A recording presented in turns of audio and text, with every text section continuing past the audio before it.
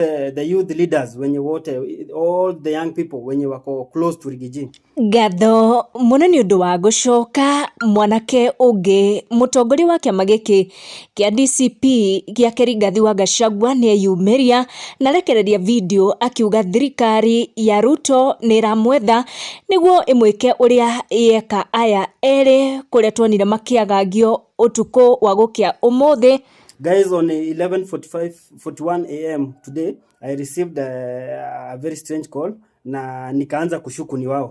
Maina wa Chipo ni mutongoria ungi wa kiama giki kia Rigathi wa Gachagua na riu arauga nake ni arethanwo nake niguo akorwo akiherithio akiuga gitumi kia mibango ino ya thirikari gukorwo ki abduct andu hakuhi na Gachagua niguo gwetha njira ya gukuruhania Gachagua na mirungano ino irari kuo ya Gen Z ya June 25th. Kipotea ama tufanyiwe kitu, mtu DCI boss ama whatever security apparatus msikuje kudanganywa that sio the government iko na sisi, it is the government that is looking for us. Rigathi wa Gachagua ni akwaritie kuria etile lawyers othe kuma Mount Kenya makorwo makirugama nake hari gutigirira mbeu njithi ndinakorwo ikiagagio ni thirikari. Gachagua kiuga they are being targeted ni thirikari ya William Ruto, na yomerio ya Senator Methu ni tigire andu na ciuria nyingi muno kana hihi onake ni arethanwo nake ni thirikari.